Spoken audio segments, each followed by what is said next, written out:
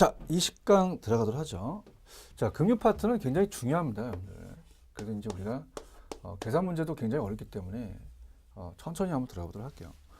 자, 여기 파트는 뭐냐면 우리가 앞쪽에서 봤을 때 대부 비율이라는 걸 배워줬잖아요. 대부 비율. 그러니까 대부 비율은 LTV, 자, loan to value, 담보 인정 비율이라고 얘기를 해요. 그래서 보통 주택 같은 경우는 이 비율하고 지금 여러분들이 보시는 총부채 상환 비율이라는 게 있습니다. 총부채 상환 비율. 이 두 가지 갖고 이제 보거든요. 두 가지 갖고. 자, 그렇다 보니까 어떻습니까? 이 DTI라는 자체는 데빗 투 인컴, 우리가 연 소득에 대해서 제한을 하는 거예요. 그래서 이제 이 두 가지에서 이 시험 문제가 얘는 만약에 부동산 가치가 1억이다. 그럼 1억 중에서 만약에 뭐 50%를 빌려준다. 5천만 원을 빌려주나요? 그러니까 그 기준이 부동산의 가치라는 얘기죠. 그럼 이건 주택입니다. 주택. 그죠? 주택. 갑자기 우리가 주택을 갖고 담보를 은행에서 돈을 빌리는 거죠. 주택입니다. 근데 좀 전에 봤던 총부채 상환 비율은 우리가 너무 투기적에 과열되다 보니까 상환할 수 있는 능력으로 이제 빌려주는 것으로 제한을 합니다. 총부채 상환 비율. 자, 이건 데빗 투 인컴. 데빗 투 인컴. 그래서 우리가 인컴은 연소득이죠. 연소득에 대해서 데빗이 이제 부채 서비스액, 원리금입니다. 원리금. 그래서 원리금을 갖고 따져요. 그래서 재밌게 그냥 원은 LTV, T는 이제 우리가 2로서 이제 나눈다 이렇게 생각하시면 돼요. L을 V로 나누고 D를 I로 나눈다. 이렇게 해서 풀어보시면은 시험 문제가 좀 빨리빨리 접근할 수가 있거든요. 자, 그래서 자, 이제 이론을 먼저 간다면, 자, 지금 경기가 별로 안 좋아요. 그러면 수요를 활성화시키려면 수요를 늘려야 되거든요. 그러면 자, 50%를 만약에 70% 한다. 그럼 7천만 원 빌려주니까 자, 이걸 높이는 것을 상향 조정이라 그래요. 하향 조정 아직 안 나왔거든요. 그래서 거리가 안 좋다. 그럼 이걸 상향 조정 시켜서 좀 더 활성화시키려는 노력이 필요하죠. 돈을 많이 빌려주는 거죠. 근데 이건 이해 가셨는데 총부채 상환비율이 잘 안 가요. 왜냐하면 자, 이거는 이제 1억에서 만약에 40%다 라고 한다면, 자, 원리금이라는 자체는 부채 서비스액이죠. 데빗이 이제 부채인데 그 4천만 원만큼 원리금을 낼 수 있는 능력에 따라서 빌려주겠다라는 건데요. 자, 그럼 이건 여기다 곱해서 4천만 원이 나왔는데 대출 금액은 우리가 모르는 거죠. 최대 대출 가능 금액. 자, 그러면 이거는 어떤다? 원리금은 융자액에다가 우리가 대출 가능 금액 곱하기 저당 상수였어요. 그럼 얘는 어떻게 돼요? 지금 얘로 나누게 되면 얘가 되거든요. 그럼 저당 상수 보통 0.1로 낼 가능성이 크거든요. 그럼 얘가 4억으로 됩니다. 이런 식으로 이제 우리가 계산을 하셔야 돼요. 자, 그렇다면 이제 만약에 40%가 아니라 60%를 빌려줬다. 그러면 우리가 이건 6천이 되고 6억까지 빌려주니까 더 많이 빌려준다는 겁니다. 그죠? 그래서 자, 우리가 이론상 229부를 가시면 총부채 상환은 부동산 대출금 산정에 적용되는 점에서 융자 비율과 같은 기능이 있다. 융자 비율 대부율이죠. 근데 총부채 상환 비율은 차입자의 연소득에 대한 그 당해 대출금의 원리금도 있고 기타 부채 연 이자 상환액이라는 게 있는 게, 자, 이렇게 봅니다. 만약에 자, 지금 그 이따 문제 풀 때 건데요. 자, 갑이 지금 대출을 사업하기 위해서 대출을 받아가지고 이자를 내고 있어요. 그게 바로 기타 부채 연 이자이거든요. 기타 부채 그냥 이자액이라고 볼게요. 그럼 1,000만 원씩 내고 있다. 그 은행 입장에서는 불안하거든요. 그죠? 그럼 우리가 아까 40% 4천일 때 4억이었거든요. 그럼 우리가 만약에 4천에서 1,000을 빼면 3억밖에 안 빌려주겠다는 거예요. 3천이 되니까 제한이 된다는 거죠. 자, 그래서 밑에 총부채 상환비는 차입자 연소득을 기준하고 차입자 소득과 밀접하며, 자, 우리가 이 대부 비율이라는 것은, 자, 이 보금자리론이 보통 10년, 15년, 20년, 30년 있잖아요. 기간이 틀리다고 해서 더 빌려주는 건 아니거든요. 근데 얘는 어떻게 돼요? 기간과 밀접한 관련이 있다. 기간이 길수록 더 많은 금액을 또 융자받을 수 있다는 거. 자, 그렇게 한번 생각해 보시고요. 자, 기간이 길다는 건 이제 저당상수가 커지거든요. 그죠? 그러다 보니까, 요게 이제 커지다 보니까, 어떻습니까? 그만큼 이제, 어때요? 대출 금액에 대해서 좀 더 볼 수 있는 거죠. 그래서 이 저당상수, 그러니까 대출 기간이 길어서 더 많은 금액을 융자받을 수 있다는 자체는 상환에 대한 40%를 적용했을 때 더 많은 또 이자를 또 우리가 어떻습니까? 생각한다면 더 많은 대출 금액을 또 대출할 수 있다라고 생각하는데, 그거는 이제 여러분이 생각을 하실 때 아직까지 우리 터치를 안 했거든요. 그래서 그건 그렇게 여러분이 생각하시면 됩니다. 자, 그럼 기간이 길어질수록 어떻습니까? 이 기간이 길다는 자체는 이제 더 많이 빌려준다 이렇게 해서 보시고요. 아직 계산 방식이 안 나왔어요. 더 많이 빌려준다 이렇게 보시면 되고요. 그다음 총부채 상환비율은 기타 다른 부채의 연이자에게 영향을 받는다. 자, 총부채 상환비율은 어떻게 돼요? 영향을 받겠죠. 아까 4천인데 1,000이니까 3,000이다 보니까 영향을 받겠고요. 자, 그래서 요거에 대한 문제를 대표적인 문제가 제가 있긴 하지만 가장 대표적인 문제가 230페이지 가시면 기출체크입니다. 기출체크. 자, 그래서 자, 지금 빨리 좀 진행할게요. LTV가 60%예요. 60%. 그러니까 LTV부터 찾는 게 빨라요. 60%고. 자, 부동산 가치가 60%고. 자, 담보평가 가액이 5억입니다. 그럼 얘가 0.6에다가 5억을 하니까 3억이 되거든요. 근데 이 둘 중 적은 금액을 선택하는 게 은행이에요. 그럼 3억 이상은 빌려주지 않겠죠. 자, 그러면 DTI로 가야 되는데, 자, DTI는 40%입니다. 40%. 거기다가 연소득이 얼마예요? 연소득이 6천이죠. 그러면 64, 24, 2,400이 됩니다. 전체 금액이 2,400. 이자까지 합쳐서. 근데 얘가 어떻습니까?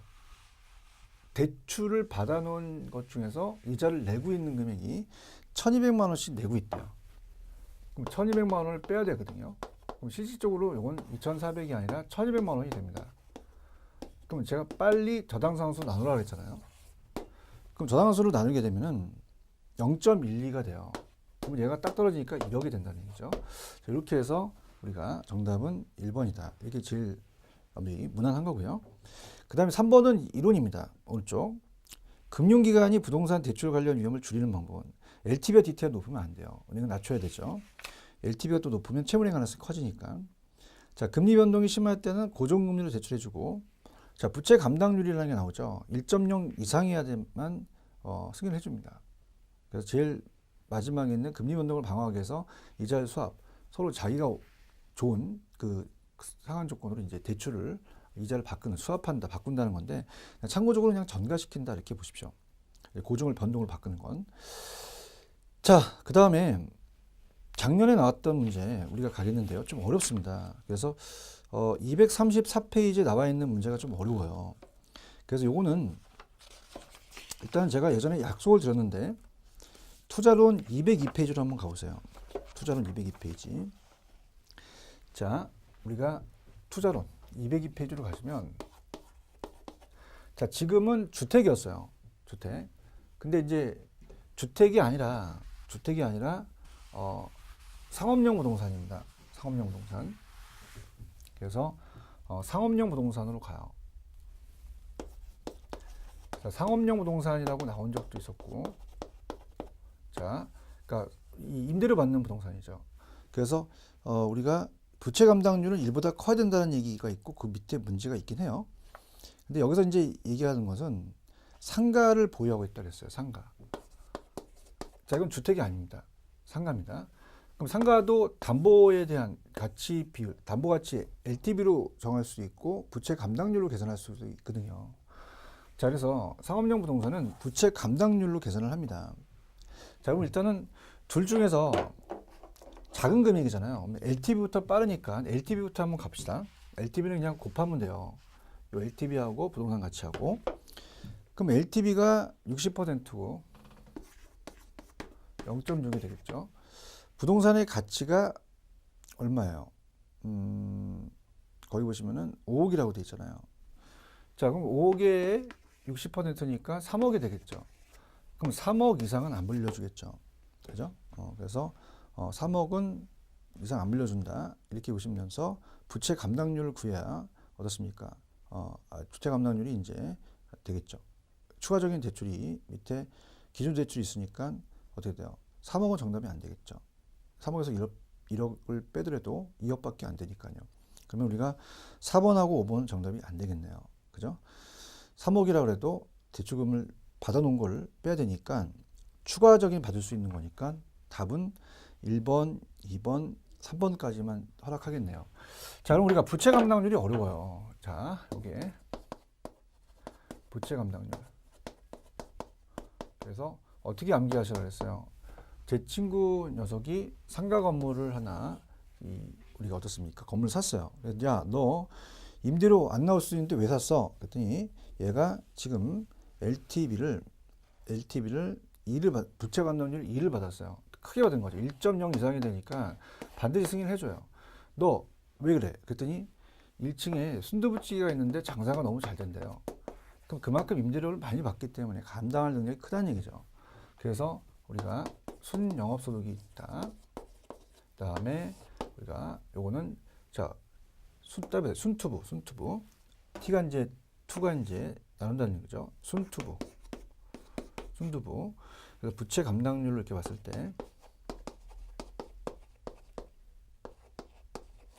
우리가 아니죠. 순영업소득을 부채 서비스로 나눈 거죠. 원리금으로. 이렇게 됩니다. 식이. 자, 그러면은 일단은 주어진 거를 다 대입시켜 봐요. 부채 감당률 알고 있죠? 자, 순영업소득 알고 있습니다. 순영업소득이 얼마예요? 자, 순영업소득이 1억이라고 했죠. 자, 그러면 1억을 2로 나누면 되잖아요. 그죠? 그래서 우리가 보통 자, 이렇게 되는 것은 위에 거는 자, 3 곱하기 2는 6이잖아요. 그럼 얘와 얘를 곱하면 되고 분수는 항상. 그 다음에 이제 위에가 분자가 있고 분모가 있다면 밑에 거를 몰라. 그러면 자, 지금 어떻게 되냐면 6은 알고 있는데 자, 3은 알고 있는데 얘를 몰라. 그럼 얘는 나누면 돼요. 그래서 제가 이제 오프라인에서 재밌게 믿나라고 합니다. 밑은 나눈다. 오빠 믿나? 그래서 밑은 나눈다. 그럼 1억을 2로 나누니까 5천만 원이 돼요. 5천만 원. 자, 그 부채 서비스액이 아까 원리금이었잖아요. 원리금. 그 원리금에다가 원리금은 자, 대출 가능 금액. 약간 이게 빨리 푸는 방법입니다. 대출 가능 금액 곱하기 저당상수거든요. 그럼 빨리 원리금 부채 서비스 나오면 빨리 저당상수 나누라 그랬어요. 그럼 저당상수가 얼마예요? 0.2가 되겠죠. 그죠? 그럼 우리가 지금 나온 게 5천만 원을 나누기 0.2로 나누게 되면 2억 5천이 됩니다. 2억 5천. 그래서 0.2로 나누게 되면 2억 5천이 떨어져요. 자, 근데 주의하실 게 추가로 1억을 받았기 때문에 2억 5천에서 1억 빼면 1억 5천이 되는 거죠.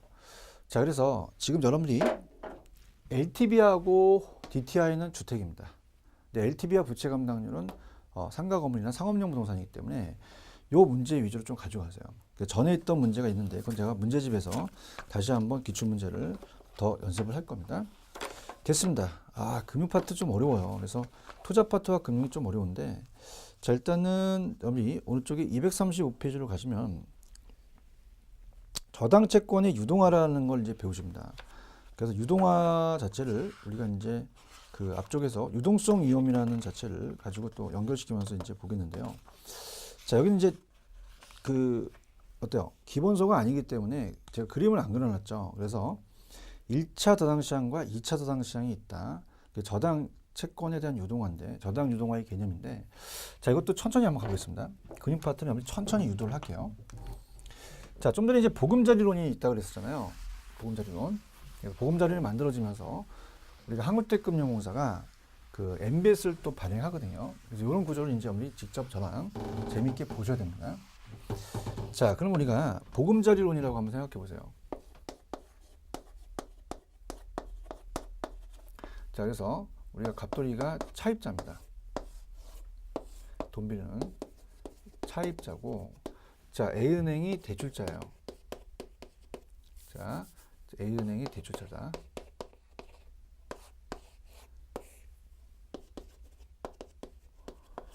그래서 우리가 보금자리는 반드시 이제 아파트여야 됩니다. 아파트가 이제 주택이 들어가죠. 공동주택이 들어가니까. 자, 그럼 얘를 봤을 때 1억에서 얘가 자금을 대출해 줍니다. 대부 비율이 70%라면 얘는 그 권한을 얘한테 줘요. 자, 어떤 걸 주냐면, 자, 일단은 들어보세요. 두 가지인데, 채권이긴 다 채권이에요. 그래서 여기 이제 민법에서 자금을 대출해주고 원리금을 상환받을 수 있는 권리 채권이라고 배우시거든요. 그래서 그걸 대출 채권이라고 합니다. 대출 채권. 그래서 원리금 수취권이라고 그래요. 원금과 이자를 받을 수 있는 권리 수취권이 되고요. 자, 그 다음에 채무불이행할 경우 담보물에 대해서 담보물권을 갖게 돼요. 질권, 유치권, 저당권이 있으니까 부동산이니까 저당권이 되죠. 그러니까 그냥 쉽게 본다면, 자, 돈을 빌렸으면 원가 이자를 받아야 되고 못 갚으면 경매 처리할 때 저당권이 설정이 된 거죠. 그래서 이제 이 저당권이라는 자체는 저당 채권이에요. 그래서 우리가 얘는 은행은 두 개에 대한 그 근거가 있어요. 현금 근거가 있고요. 그 다음에 채권에 대한 근거가 있거든요. 자, 그러면 장기로 10년, 20년 이상 우리가 요 보금자리는 10년, 15년, 20년, 30년이고 보통 고정금리입니다. 고정금리로 대출을 해줬기 때문에 좀 우리가 무주택 서민들을 위한 거죠. 그럼 이걸 이제 많은 무주택 서민들이 줄을 서서 대출을 받으려고 할 겁니다. 근데 이게 한계가 있다는 거죠. 자, 왜 그러냐면요. 자, 우리가 A은행은 어떻게 이제 자금을 융통하겠어요? 자, 전 시간에 자, 을돌이가 1억을 주게 되면 여기에 대한 예금 금리를 주고요. 얘는 가만히 있는 게 아니라 갑돌이한테 1억을 대출해 주면서 대출 금리를 받죠. 예대 차이를 먹잖아요. 자, 그렇다면은 우리가 보통 예금 금리에 대한 것은 단기 자금입니다. 그래서 우리가 보통 5년 미만이에요, 다. 그러면 이제 얘가 야, 너 내 돈 줬으니까 2년 만기인데 돈 내놔. 나 딴 데 좀 뭐 집을 사든가 뭘 해야 돼. 돈 줘. 네, 돈 없으면 큰일 나요. 자, 그럼 갑돌이가 어떻습니까? 갑돌이는 보통 지금 장기로 빌렸기 때문에 저리로 한 30년 동안 조금씩 준 걸로 얘를 상환할 수 없기 때문에 현금이 부족한 현상이 발생됩니다. 그래서 자, 현금이 줄고 채권은 늘어나는 현상이 발생이 되기 때문에, 자, 그걸 이제 우리가 조금 제가 아꼈던 게 유동성 위험이거든요. 앞쪽으로 가시면, 그래서 교재로 가시면 페이지 217페이지 한번 가보세요. 제가 아꼈던 게 유동성 위험이라는 게 있어요. 자, 유동성이라는 것은 어떠한 자산을 현금화시킬 수 있는 정도예요. 예금하고 주식은, 자, 금은 어떻게 빨리빨리 현금화가 되죠. 유동성이 높은데 부동산은 황금성이 낮게 유동성이 낮아요. 그래서 저당대부나 이런 주택도상 증권이 시장에서 얼마나 잘 팔릴 수 있느냐에 따라서 시장성에 관한 위험을 말하는 거죠.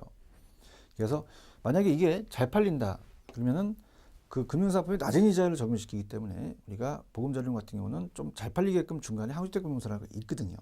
그래서 우리가 안 팔리면 높은 이자를 적용하는 게 유동성 위험이다. 자, 그럼 은행 입장에서는 많은 재원이 아니라 지금 한정된 재원으로 유동화를 합니다. 그래서 이 저당권을 유동화한다는 것은 현금화 시킨다는 거예요. 그래서 그 중간 역할을 하는 게 한국주택금융공사가 있어요. 한주금. 그래서 한국주택금융공사가 출시가 됩니다. 그래서 보통 KHFC라고 하는데 KFC가 아니에요. KFC는 닭을 만들죠. 근데 얘는 HF라고 또 얘기를 합니다. 그래서 유동화 중개 역할을 하는 기관이에요. 유동화 중개기관. 그래서 유동화 중개기관이 만들어집니다. 그래서 얘한테 자금을 주게 되면 이 권리를 사오는 거죠. 그러면 자금을 주니까 어떻게 됩니까? 현금이 다시 올라가는 거죠. 채권이 내려가는 거죠. 그럼 우리가 현금 입장에서는 유동성에 대한 걸 많이 확보했다고 하고 채권은 이자이기 때문에 수익이 있는 거죠. 무조건 다 현금이 많으면 안 된다는 얘기죠. 그래서 조화롭게 가서 자기가 어느 정도 이렇게 보유하느냐 이게 문제가 되겠죠. 자, 그러면 저당이 유동화됐어요. 채권이. 이 저당 채권이거든요, 이게. 그럼 저당 채권을 유동화시킨 겁니다. 자, 그러면 이제 얘도 지가 돈이 많지는 않죠. 그래서 우리가 투자자를 모집합니다. 보통 이제 우리 요새 굉장히 논란이 되는 게 국민연금 기금 있잖아요. 그런 것들이든지 그런 것들이 이제 우리가 기관 투자자에 투자할 수 있어요. 자금을. 그럼 얘는 자, 얘가 1차 여기가 이제 여기까지 차입자. 근데 차입자는 이제 주택 수요자라고 보통 나오거든요. 여기까지 이루어진 시장은 1차 자당 시장이라고 합니다. 자당 시장. 자, 그래서 여기에 이 은행을 1차 대출 기간이라고 그래요. 대출 기간. 여기는 이제 2차 대출 기간이 되는 거죠. 그래서 얘가 이 저당을 갖고 오게 되면 이 저당을 모아놔서 모은 걸 풀이라고 하면서 저당 풀이라고 얘기합니다. 모아놨어요. 그래서 저 아파트 같은 유사한 저당들을 모아서 이거를 증권화 시킵니다. 증권화. 그러니까 지분을 증권화 시키는 게 아니라 채권을 증권화 시키거든요. 이걸 이제 키포인트로 잡으셔서 제가 앞쪽에서 왜 부채금융이라고 말씀드렸을 거예요. 미리 갔었는데. 그럼 이제 얘는 이 발행 기간이 돼요. 이제 뭘 발행하냐면 MBS라는 걸 발행하거든요. 자, 그러면 우리가 MBS라는 것은 정확하게 앞에 주택이 생략이 됐고요. 갑돌이에 대한 저당권을 설정한 다음에 하나의 주식이 아니라 사채를 발행하거든요. 사채자가 나오면 제가 부채금융이라고 말씀드렸죠.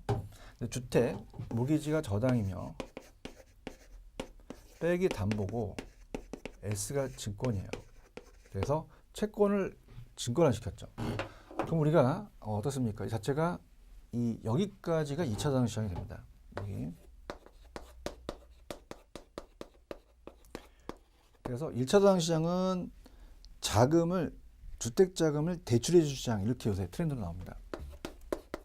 주택 자금을 대출해 주는 시장 또는 담보 대출이다. 근데 이건 자금을 공급하는 시장이죠. 그래서 주택 자금 공급 시장 이렇게 나누셔야 돼요.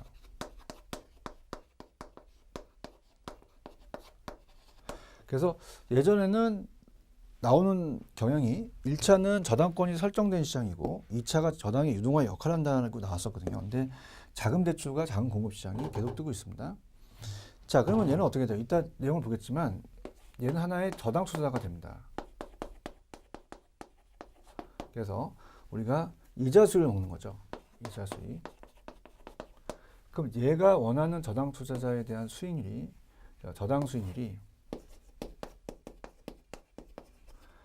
요구 수익률보다 커야 돼요. 요구 수익보다. 요구는 항상 작아야 되죠. 그거나 같을 때 투자하니까 전제 조건이 됩니다. 이게 안 되면 유동화가 안 되겠죠. 자, 그렇다면은 우리가 그 앞쪽에서 잠깐 염리 윤도장을 찍고 오는데요. 첫째 시간에 제가 염리 조금 처음 하신 분들한테는 좀 힘들었지만 216으로 가시면 자, 이제 조금 이해가 가실 거예요. 다시 한번 제가 돌려서 오라 그랬죠. 부채금융과 지분금융이 있었습니다. 이게 부채금융이에요. 사채를 발행하잖아요. 내게 아니니까. 부채금융은 자금을 융통하는데 남의 걸로 융통한다. 그래서 저당권 설정에 사채를 발행해서 타인자금을 조달하는 게 우리가 좀 전에 봤던 그 MBB라는 자체가 이제 MBS와 같은 유형이거든요. 그래서 이제 그러한 채권형과 증권형이지만 같은 이 저당 풀로에서 만든 건데 넘겨봅니다. 넘기시면은 우리가 235페이지 가시면은 내용이 나와 있죠. 자, 그러면은 여기서 핵심적인 거를 여러분이 이제 말씀을 드리면 우리가 시험에 나왔던 게 자, 여러분은 투자자가 될 수 있고 차입자가 될 수도 있어요. 그럼 차입자가 있는 건 1차고요. 투자자가 되는 건 2차입니다. 이렇게 이걸 바꿔낼 가능성이 있고 자, 우리가 이따가 문제를 풀지만은 저당에 유동화를 했다는 것은 자, 은행이 많은 재원을 갖고 있는 게 아니라 한정된 재원이에요. 많은 재원이 있으면 자기가 이걸 팔겠죠. 한정된 재원이기 때문에 자기가 반드시 파는 게 아니라 유동화하는 게 아니라 자기가 포트폴리오 일부러 보유할 수 있다. 이렇게 보시고요. 자, 차입자는 1차이기 때문에 2차 시장과는 전혀 상관이 없다라는 거 그렇게 가져가시면 돼요. 자, 그 다음에 저당 수익률이 요즘은 더 커야 되죠. 이렇게 좀 가지고요. 자, 어렵게 출제된 적이 있었어요. 어떤 게 있었냐면, 자, 이게 이론이 이제 외국 이론인데, 참나, MBS니까요. 자, 우리가 이 선진국에서는 1차 시장의 금리하고 1차에 대한 금리하고 2차 금리가 있어요. 그럼 1차가 높아야지만 유동화 된다고 얘기를 합니다. 그죠? 왜냐하면 중간중간에 마진을 먹을 수 있잖아요. 그죠? 그렇기 때문에 자, 우리가 얘가 내야 되는 거는 대출금리예요. 담보대출금리. 왜? 돈을 빌렸으니까. 근데 투자자는 대출을 한 게 아니라 어때요? 저당에 투자를 해서 이자 수익을 먹는 거죠. 그럼 이게 MBS에 대한 수익률이라는 거죠.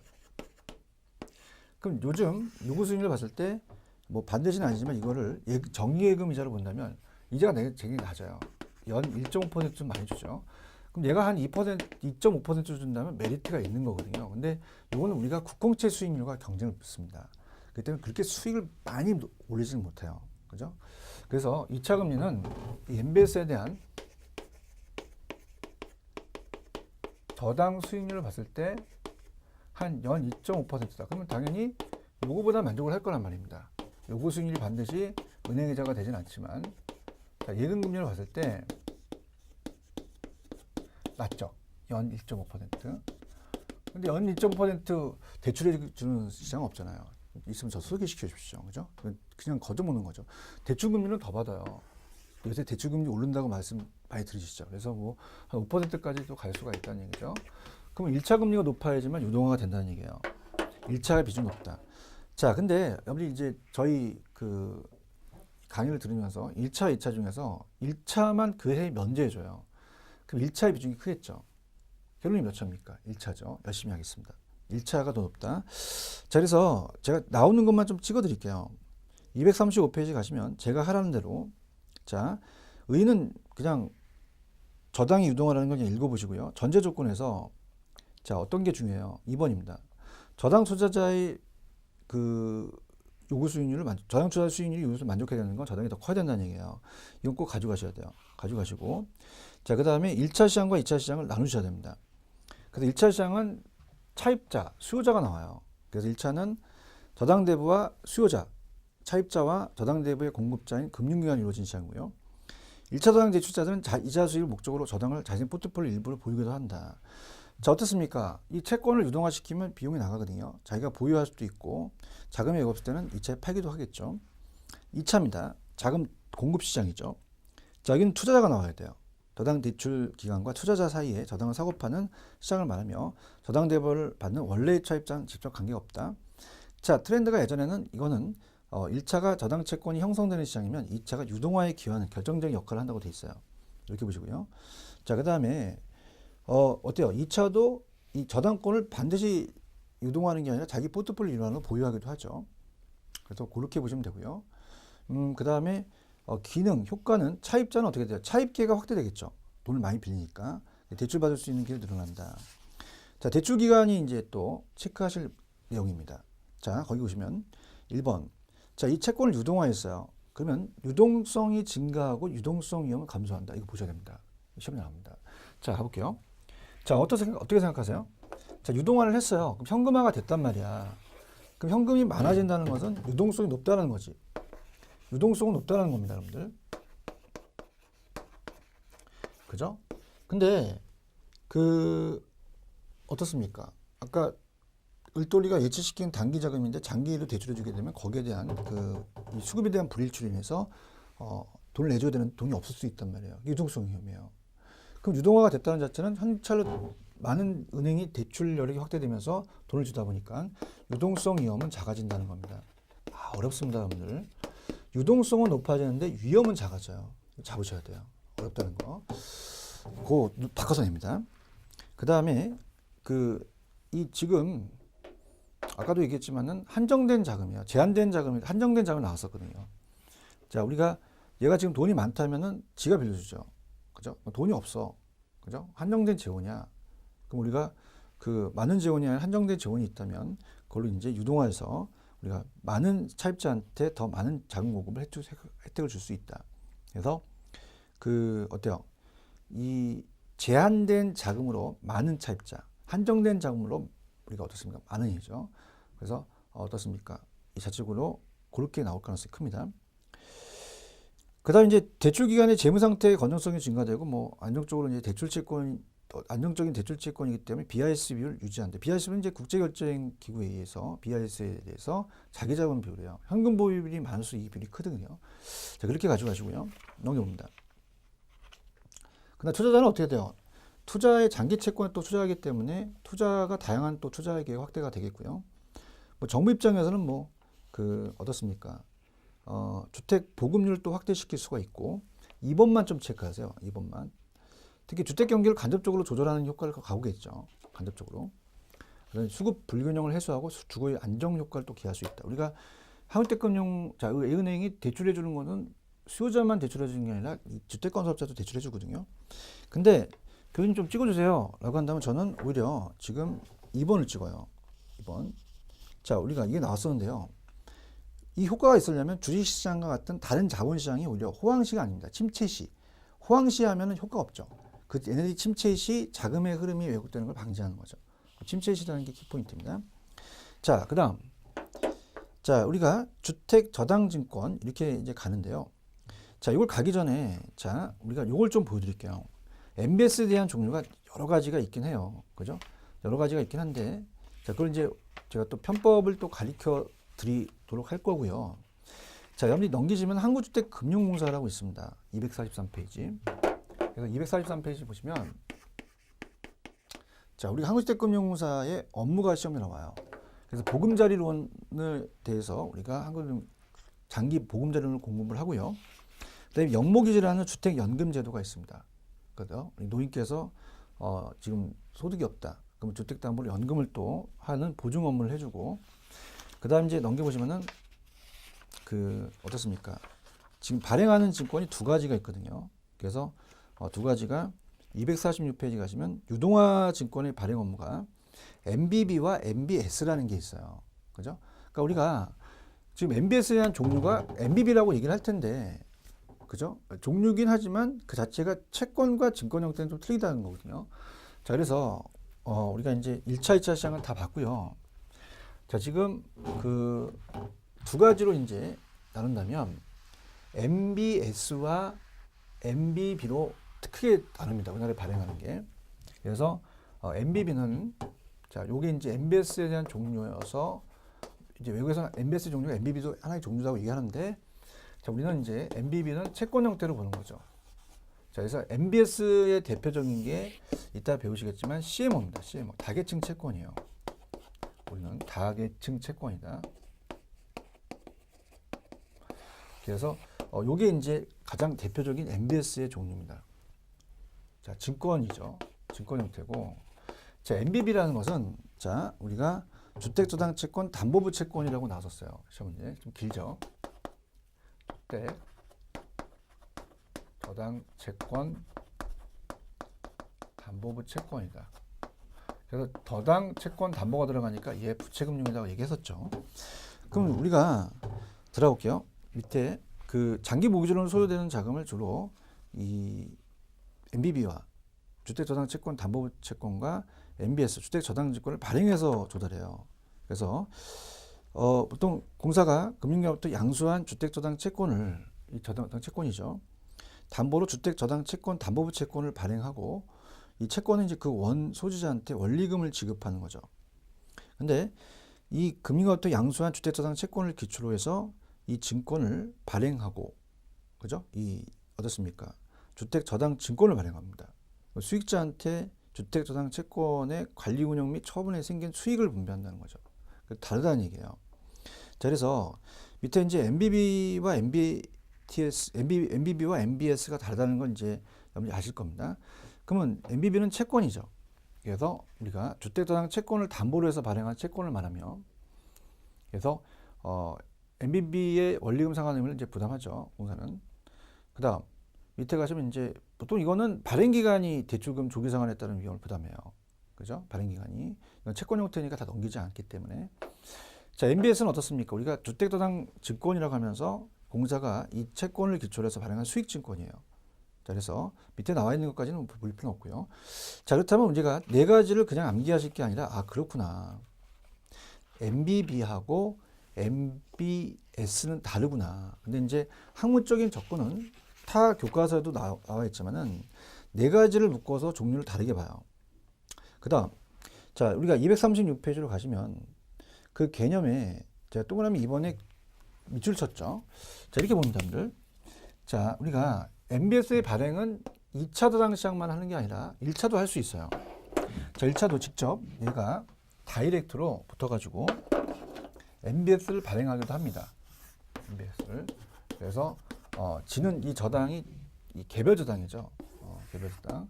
이 개별 저당을 가지고 오태가 되는 이거 가지고 바로 발행할 수 있어요. 그럼 중간에 안 거치기 때문에 얘 입장에선 수익이 셉니다. 그죠? 그래서 주택도당 증권을 구입할 경우 투자자는 얻은 수익은 개별 저당을 직접 구입한 것보다 좀 약간 떨어지죠. 중간에 먹으니까. 근데 이제 얘는 중요한 것이 한국대금융공사의 업무에 의해서 MBS에 대한 지급 보증을 해줘요. 그래서 차입자가 그 돈을 못 갚으면 대신 또 갚아주는 업무를 해주기 때문에 좀 유동성이 또 쉽게 유동성이 될 수 있겠죠. 자, 그러면 이제 네 가지예요. 그래서 밑에 3번에 보시면 1차, 발행자는 1차 될 수 있고 2차, 그 밖에 이제 우리가 전문회사, 주택 저당증권을 발행하는 전문회사가 또 될 수 있어요. SPC라고 하는데. 자, 그러면은 이 네 가지에 대한 종류가 굉장히 어려워요. 그래서 제가 이제 약간 편법으로 가르쳐 드린 다음에 좀 여러분한테 드리는 게 나을 것 같아요. 너무 어려우니까. 그 238페이지 가시면은 그 박스가 하나 있어요. 그죠? 그래서 이걸 이제 우리가 설명하겠는데요.